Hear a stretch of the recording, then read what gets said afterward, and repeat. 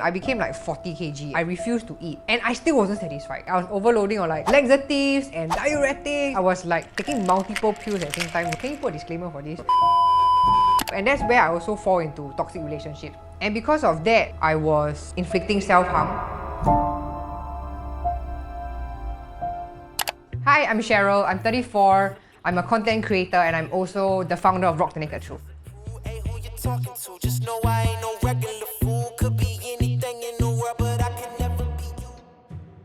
Where I really struggled with my body was when I entered junior college. I think that was a time when, after being in an all-girls school for 10 years, suddenly being in a co-ed environment made me very conscious of myself, because suddenly people are like, they're boys, people are receiving flowers, gifts, being asked out on dates, and then there I am like, tomboy, very loud. People didn't see me that way. Then I started to, is it because I'm not pretty? Is it because I'm not skinny enough?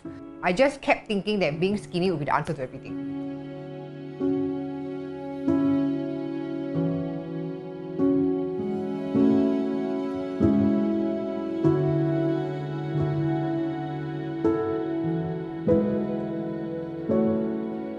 So I ran 20k in the morning, 6k in the evening, and I would do 2 to 3 hours of kickboxing every day. It's basically a case of extreme over-exercising coupled with severe under-eating, and that's where I lost a lot of weight in a very unhealthy way. I became like 40 kg and I was really light. And I still wasn't satisfied. So it's very scary because you still remain very miserable about your body even though you're already so skinny. And then my friends are all like, what happened to you?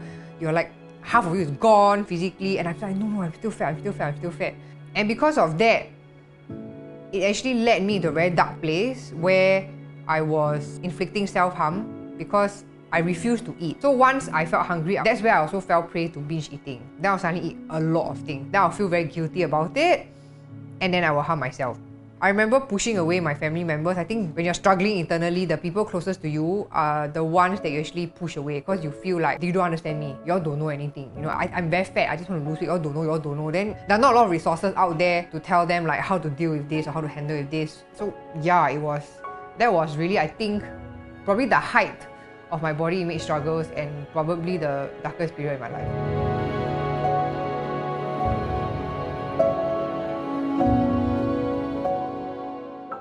I would internally beat myself up. I would keep feeling like, why are you so stupid? Like, you just had to not eat and just be skinny and then you get everything you want. Then I'm worth something. And that's where I also fall into toxic relationships, because you just feel like, if there's someone who wants me, can already lah. Then I'll just stay in this relationship. I think people don't realize that body image, it might seem like a very individual issue. It might seem like it's just something that is only about yourself. But no, it actually spills off into other aspects of your life. So like, you are a very terrible person to be with. At work, you don't have the confidence to fight for what you want. And really, I think the psychological aspect was harder than the physical. The physical, you just know you just want to be skinny. But it's internally, I always say the biggest battles are all fought in the head.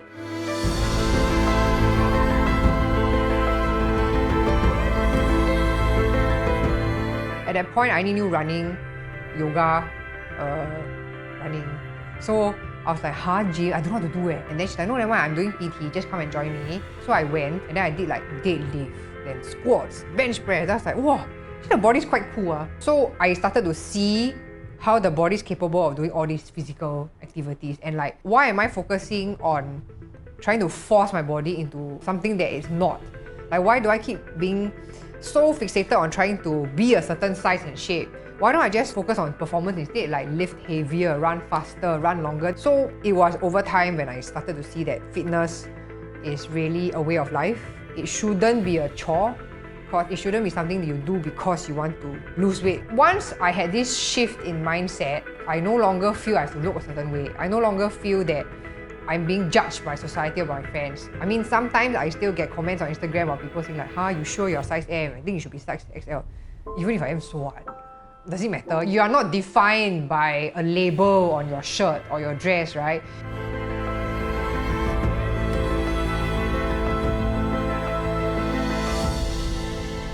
After I shared with the local newspaper, instead of people coming to me like, oh no, I'm so sorry to hear that you went through that, like I'm happy for you now that you are in a happier spot. They went, hey, how do you lose weight? Teach me leh. Oh my god, I'm telling you because I don't want you to do it. I realized there's something wrong, and then I was like, okay, then maybe I should start something.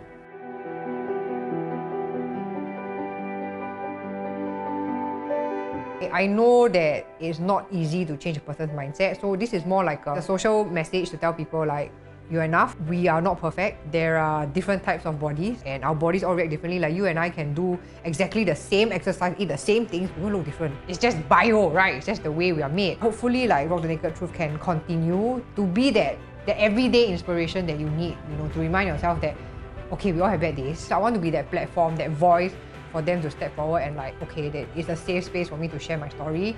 And there are so many other people, men and women, not just women, who are also going through the same things as me. Because again, it's not just body image, is the way you perceive yourself. It's not what society thinks of you, it's not what your partner thinks of you, it's not what your mother thinks of you, it's what you think of yourself when you look in the mirror.